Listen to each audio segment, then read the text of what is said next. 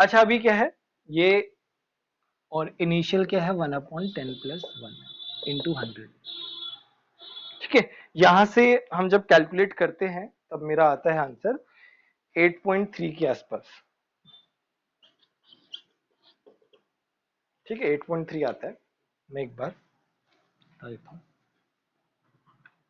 अब मैं percentage change in देखना चाहता हूँ, percentage change in hydration energy.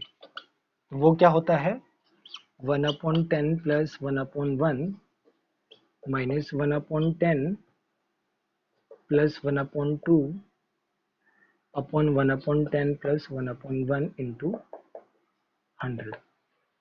जब हम इसको सॉल्व करते हैं, देखो मैं सब मैग्नीट्यूड ही ले रहा हूँ, साइन वाइन की बात नहीं कर रहे हैं।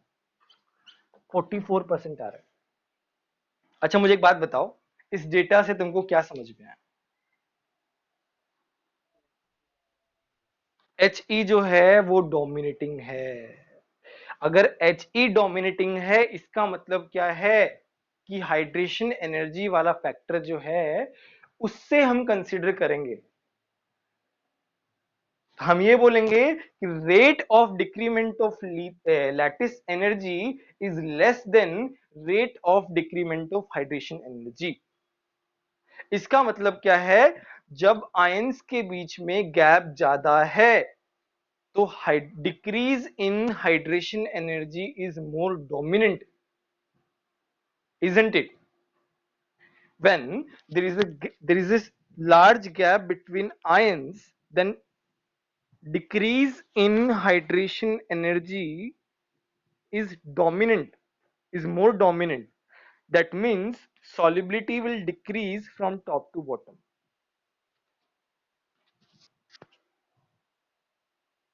ये वाली बात समझ में आई कि नहीं आई? मैं यहां पे क्या लिख रहा हूं? हाँ हाँ बताऊंगा। तो मैंने क्या कहा कि decrement rate of decrement of Le is less than rate of decrement of He। तो मतलब Le जो है वो कम घटेगा और He जो है वो ज्यादा घटेगा। इसका मतलब क्या है कि मेरा सॉलिबिलिटी जो है वो क्या होगा, कम होगा, क्योंकि मेरा हाइड्रेशन एनर्जी जो है डोमिनेटिंग फैक्टर है। इसका मतलब क्या है, इसका मतलब है solubility decreases from top to bottom when R minus जो है बहुत ज्यादा है R प्लस। अब बोलो, अब तुम्हारे डाउट्स बोलो, अब क्या समझ में नहीं आया इसमें, वो वाला पॉइंट बोलो।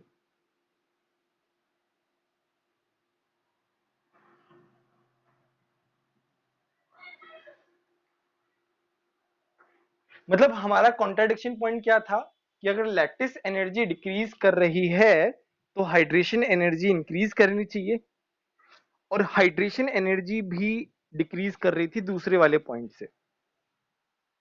तो हमारे लिए जो था वो ये वाला पॉइंट था कि हाइड्रेशन एनर्जी इंक्रीज करेगी या डिक्रीज करेगी।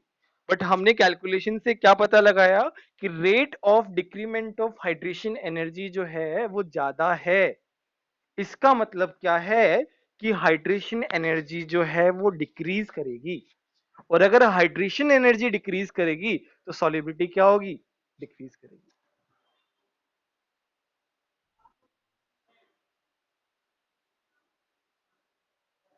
मेरी आवाज आ रही है?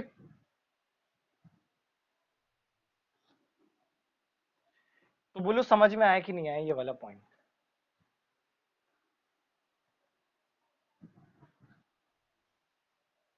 बाकी किसी को देखो कोई डाउट हो तो अभी पूछ लो।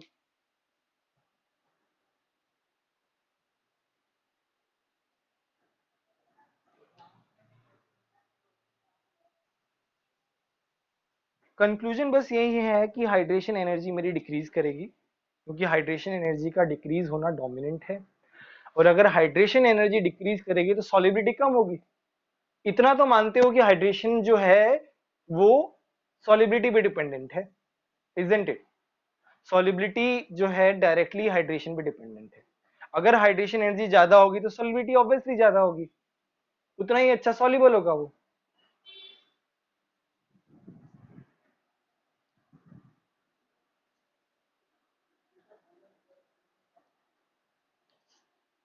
क्लियर है?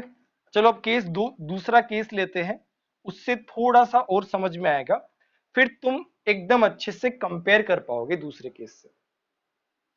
तो दूसरा केस जो है वो क्या है? When r plus approximately equal to r minus, मतलब साइज जो है वो कंपेरेबल है। इसका मतलब हम जो है यहाँ पे अनायन, साइज ऑफ अनायन जो है हम छोटा लेते हैं, जैसे F माइनस हुआ, OH माइनस हुआ, HCO3 माइनस हुआ। तो हम ऐसे जो अनायन लेते हैं जो छोटे हो साइज में। ठीक है, अभी हम कंपेयर करना चाह रहे हैं NaF, NaF के बाद में क्या आता है? KF,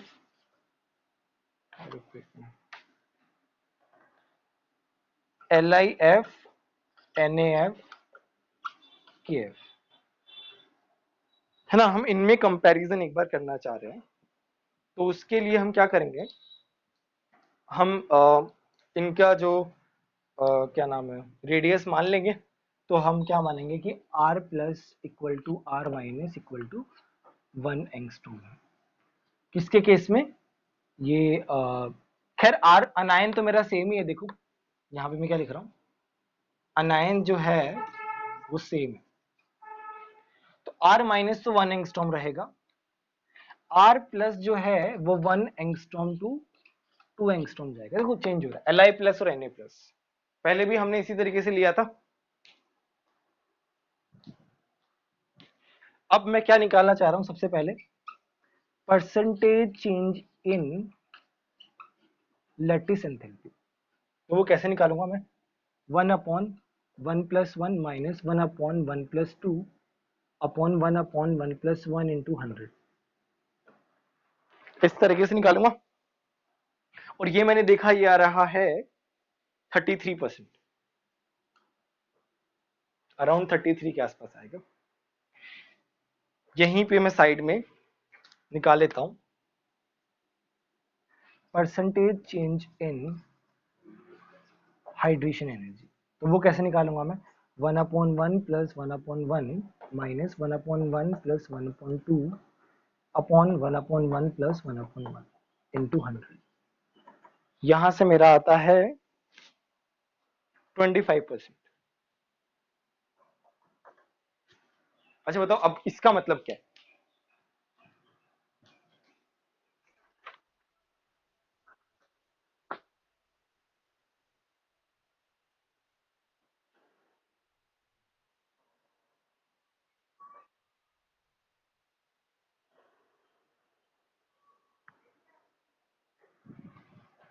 बताओ, दर्पण बताओ क्या होगा यहाँ पे?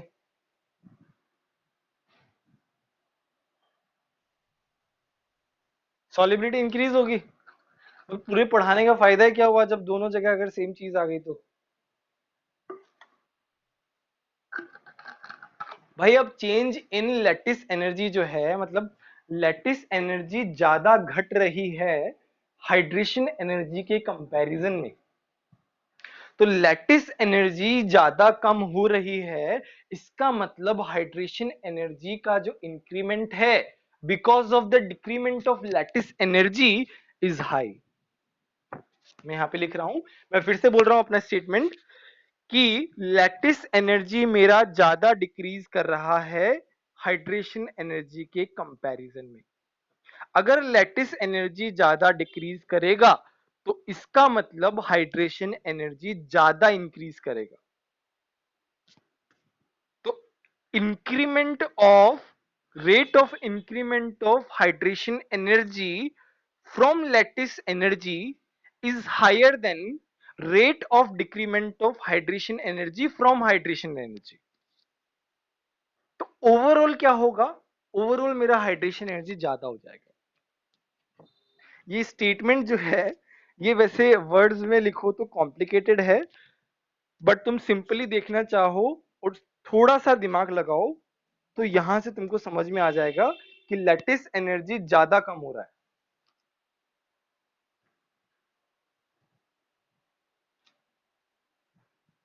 और लैटिस एनर्जी ज्यादा कम हो रहा है तो हाइड्रेशन ज्यादा बढ़ रहा है. बोलो अभी किसी को समझ में क्या समझ में नहीं आया वो बताओ, मुझे पता है अभी भी कुछ लोगों को डाउट्स होगा.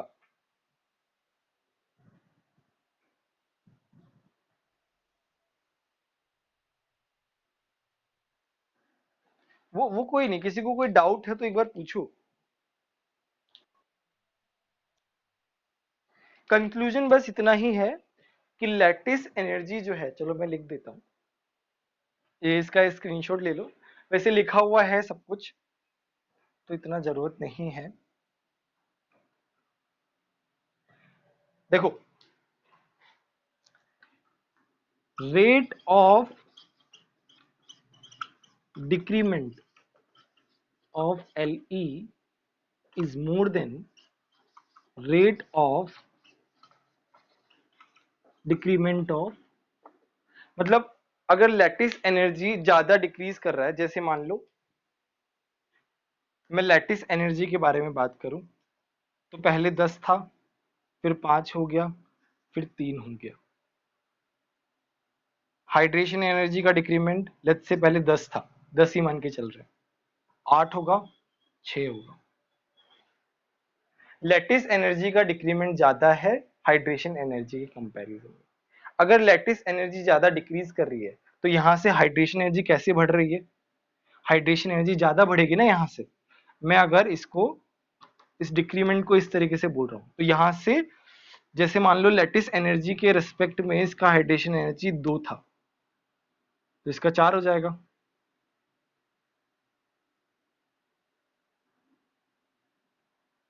चलो 10 मान लेते हैं, इसका 12 हो जाएगा, इसका 14 हो जाएगा. ये डिक्रीमेंट है, ये इंक्रीमेंट है. कहीं मैंने डेटा से कंफ्यूज तो नहीं कर दिया.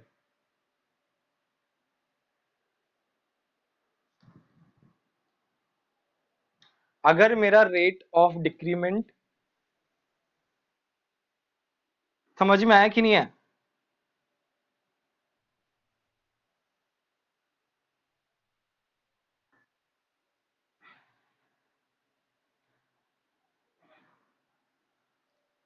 अच्छा, जब तक ये तब तक नहीं समझ में आएगा जब तक तुम्हें पुराना जो कॉन्सेप्ट है वो अच्छे से नहीं आएगा. Lattice energy inversely proportional to hydration energy, जब तक ये वाला पार्ट समझ में नहीं आएगा तब तक कुछ भी समझ में नहीं आएगा. इसमें बताओ, इसमें कंफ्यूजन है तो फिर तो कंफ्यूजन रहेगा ही रहेगा.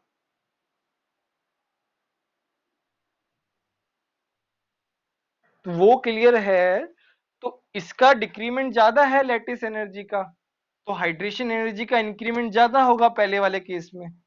और हाइड्रेशन एनर्जी का इंक्रीमेंट ज्यादा होगा तो ओवरऑल जो हाइड्रेशन एनर्जी है वो ज्यादा होगी.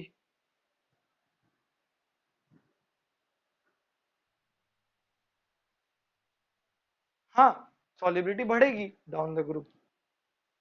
तो इसका मतलब क्या है. हाँ हाँ, वो सब पूरा जो है हम रिलेटिवली बोल रहे हैं, एब्सोल्यूट थोड़ी बोल रहे हैं. तो हम क्या बोलेंगे, सॉलिबिलिटी जो है वो बढ़ेगा डाउन द ग्रुप.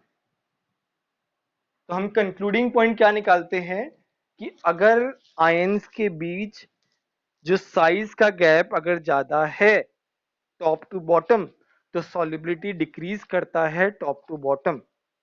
अगर उनका साइज जो है वो ऑलमोस्ट सेम है तो टॉप टू बॉटम क्या होता है, सॉलिबिलिटी बढ़ती है. ये हमारा फाइनल स्टेटमेंट है एक तरीके से.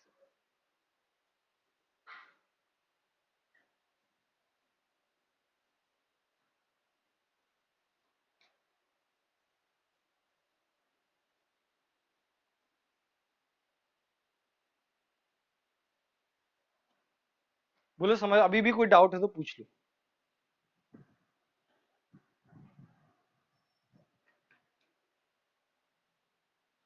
समझ में आया? सॉलिबिलिटी किस पे डिपेंडेंट है ये बताओ मेरे को तो।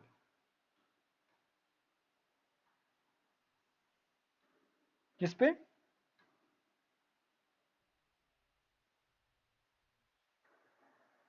नहीं नहीं, मैं मेरा ये बस ये पूछने का है, सॉलिबिलिटी किस पे डिपेंड करती है?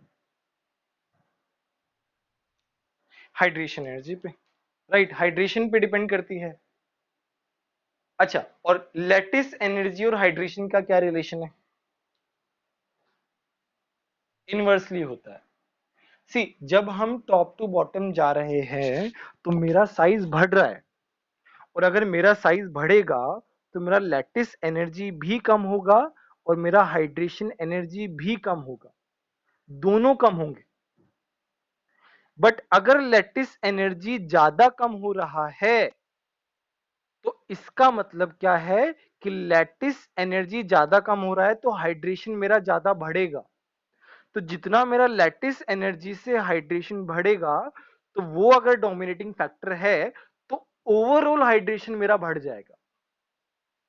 अगर ओवरऑल हाइड्रेशन बढ़ जाएगा तो मेरा सॉलिबिलिटी ज्यादा हो जाएगा।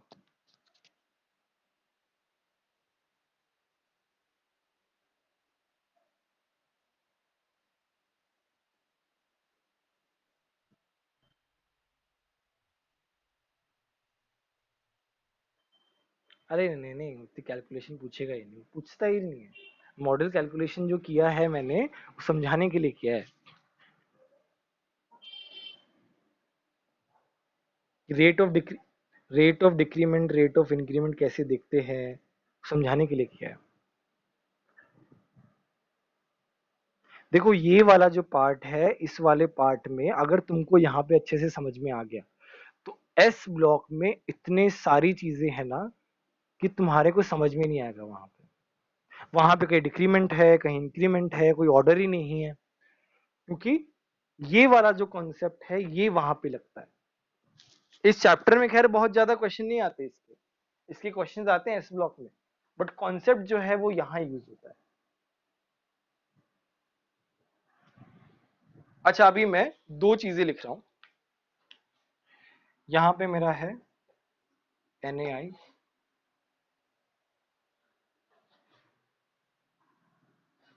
KI, यहाँ पे मेरा LiI। बताओ सॉलिबिलिटी जो है उसका ऑर्डर क्या होगा? ऐसा होगा?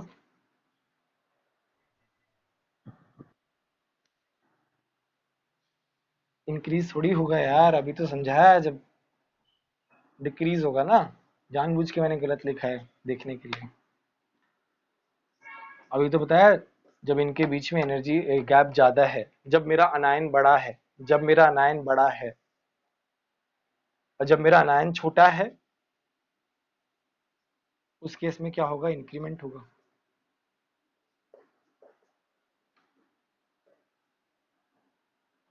ये सॉलिबिलिटी है। तो यहाँ पे क्या है? अनायन, साइज ऑफ अनायन बहुत ज्यादा है। यहाँ पे क्या है? साइज ऑफ अनायन जो है वो छोटा है। बोलो समझ में आया कि नहीं है? देखो हम और भी एग्जांपल लेंगे, ऐसा नहीं है कि इन दो पे स्टिक रहेंगे, बट यहाँ पे मैं एक अ, बहुत बड़ा कंक्लूडिंग फैक्टर दिखाना चाह रहा हूँ। देखो इसमें क्या देख रहे हो, इसमें जो है इसका सॉलिबिलिटी सबसे ज्यादा है। इसका जो सॉलिबिलिटी है वो सबसे ज्यादा है। यहाँ पे क्या है? इसका सॉलिबिलिटी सबसे ज्यादा है।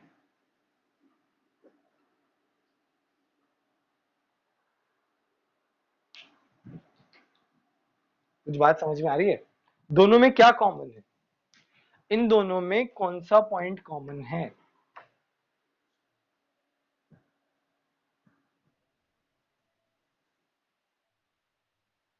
अरे वो तो सबके ही है यार, उसमें क्या है। अच्छा, चलो मैं क्या शो करना चाह रहा हूँ वो बता रहा हूँ। चलो ठीक है, छोड़ो छोड़ो, तुम नहीं कर पाओगे। मेरे कहने का मतलब है कि Li प्लस का साइज हमने क्या लिया था, 1 लिया था। और I माइनस का साइज हमने क्या लिया था, 10 लिया था। अच्छा, हम क्या एक एक से बढ़ा रहे थे, तो K का साइज हमने 3 लिया था और F का साइज हमने 1 लिया था, राइट। यहाँ पे हमने साइज क्या लिया था, 1 लिया था, यहाँ पे हमने 1 लिया था। और हम क्या है एक एक से साइज बढ़ाएंगे, 1 2 3 4 5।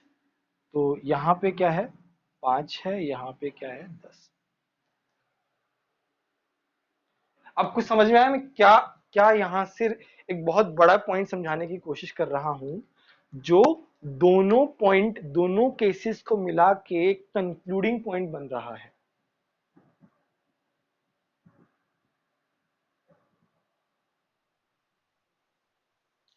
डिफरेंस कम हो रहा है, देखो डिफरेंस जो है वो कम हो रहा है, तो मेरा सॉलिबिलिटी क्या हो रहा है, कम हो रहा है। मेरा डिफरेंस जो है बढ़ रहा है, तो सॉलिबिलिटी बढ़ रहा है। ध्यान से देखो, मैं फिर से रिपीट कर रहा हूं, डिफरेंस कम हो रहा है तो सॉलिबिलिटी कम हो रहा है। मेरा डिफरेंस अगर बढ़ रहा है तो सॉलिबिलिटी क्या हो रहा है, बढ़ रहा है। बोलो ये वाला पॉइंट समझ में आया कि नहीं है। तो इसका क्या मतलब है, अगर हम पूरे दोनों पॉइंट को कंबाइन करें तो जितना ज्यादा गैप होगा साइज ऑफ कटायन एंड अनायन में, सॉलिबिलिटी मेरी उतनी ही ज्यादा होगी।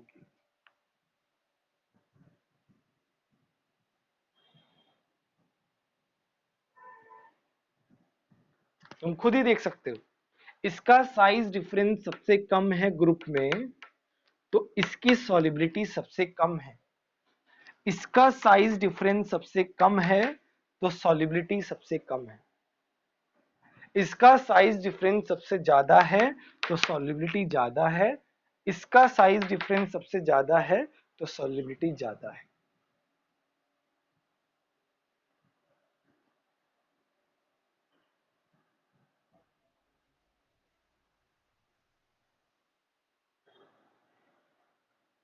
साइज डिफरेंस ज्यादा होने से हम ये कह सकते हैं कि मेरा लैटिस एनर्जी का जो डिक्रीमेंट है वो बहुत कम, मतलब मेरा लैटिस एनर्जी जो है वो कम होगा और हाइड्रेशन एनर्जी ज्यादा होगा, ये बोल सकते हैं।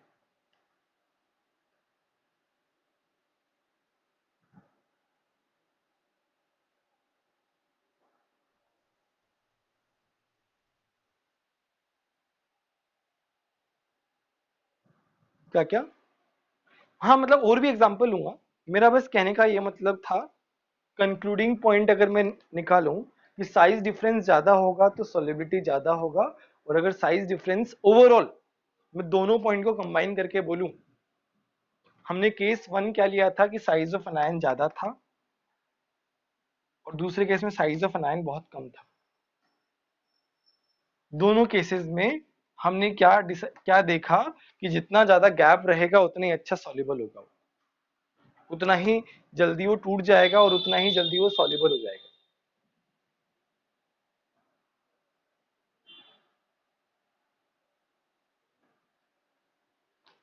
अब मैं और भी एग्जांपल लूंगा, ठीक है। इसका स्क्रीनशॉट लेना हो तो ले लो। अभी मैं कुछ क्वेश्चंस दूंगा करने के लिए, तब तुमको अच्छे से समझेगा।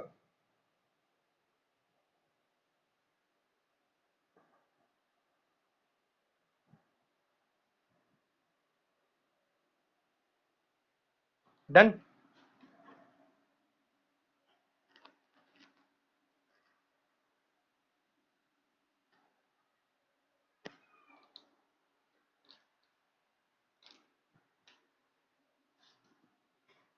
Find solubility order. पहला है मेरा BeSO4 MgSO4 CaSO4 SrSO4 BsO4, दूसरा है मेरा LiOH NaOH KOH RbOH CsOH। अब बताओ, अब देखो जो मैंने लिखवाया था, जो बताया था उससे थोड़ा समझ समझ ट्राई करना इन दोनों में। ये दोनों जिसने कर लिया अच्छे से समझ में आ गया होगा तो उसको।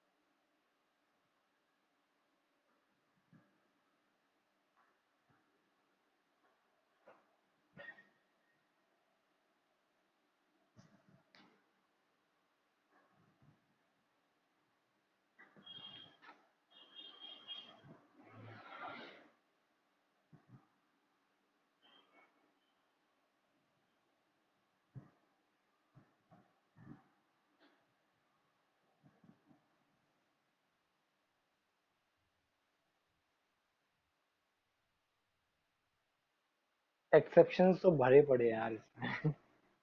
बहुत ज्यादा एक्सेप्शंस है। बट एक्सेप्शन जो है वो हम लोग केमिकल बॉन्डिंग में कवर करेंगे इन्हें।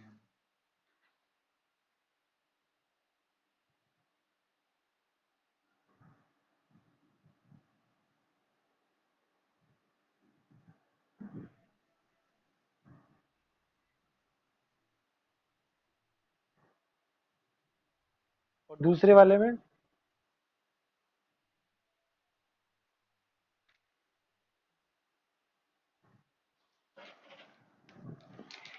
अच्छा हम लोग डिस्कस करते हैं, चलो काफी सारे लोगों का कुछ कुछ आंसर आया है, लेट्स सी। अच्छा अभी SO4-2 जो आयन है वो क्या है, काफी बड़ा आयन है। बस ये बात जो है, ये बात समझ में आनी चाहिए।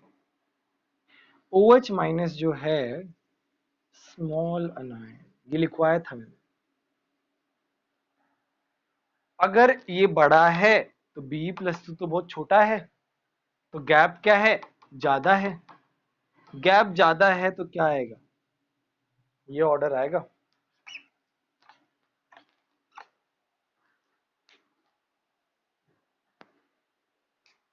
इसमें क्या है, ये अगर छोटा है अनायन तो ये भी छोटा है, छोटा छोटा, तो इसमें क्या है, गैप कम है। गैप कम है तो सॉलिबिलिटी कम होगी। गैप बढ़ता जा रहा है तो सॉलिबिलिटी बढ़ेगी। बोलो अभी डायरेक्टली तुमने निकाल लिया, डायरेक्टली किससे देखा तुमने, गैप से देख लिया। बट पहला चीज क्या पहचाना कि अनायन मेरा बड़ा है या छोटा है। बोलो अभी भी किसी को समझ में नहीं आया इन दोनों एग्जांपल में तो देखो पूछ लो। हाँ हाँ बोलो।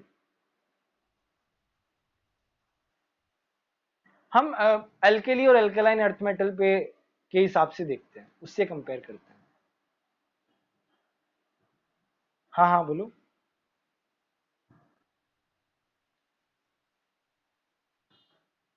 देखो पहले केस में क्या हो रहा है, SO4-2- जो है वो बड़ा साइज का है।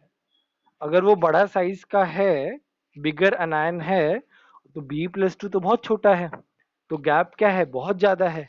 अगर गैप ज्यादा है तो सॉलिबिलिटी क्या होगी, ज्यादा होगी। जैसे जैसे हम आगे जाते जा रहे हैं तो गैप क्या हो रहा है, कम होता जा रहा है। बट नीचे वाले केस में क्या है, OH- छोटा अनायन है, तो पहले वाले केस में छोटा गैप है, कम गैप है, तो गैप क्या है, डाउन द ग्रुप बढ़ता जा रहा है, तो मेरा सॉलिबिलिटी क्या होगा, बढ़ता जाएगा।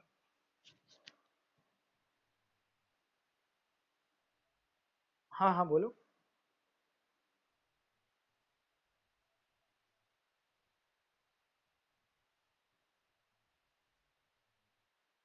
हाँ खैर अभी उस बारे में चिंता मत करो, अभी हमने केवल कॉन्सेप्ट सीखा है।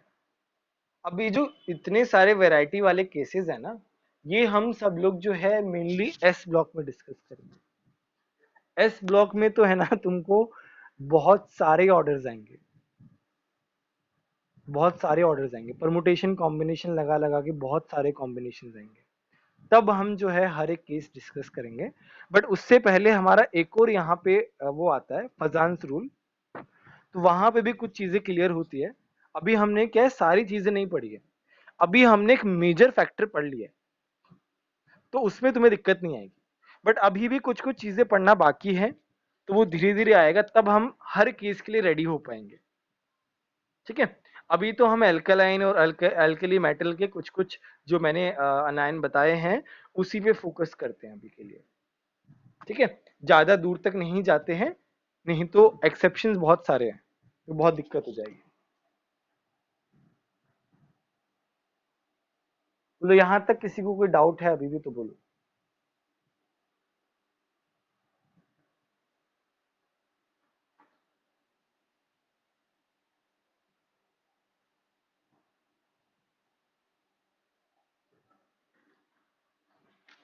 क्लियर है सभी को? ठीक है, मैं रब कर दूं ये वाला पार्ट।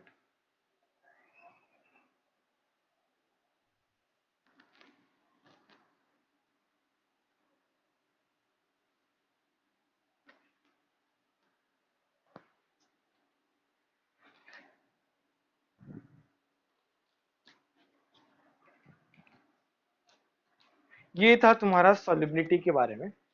अच्छा, अभी हम जो है थोड़ा सा और इसमें एक्सटेंडेड पार्ट है। अ, जब सॉल्युबल हो जाता है तो हमारा क्या हो जाता है, हमने क्या बोला,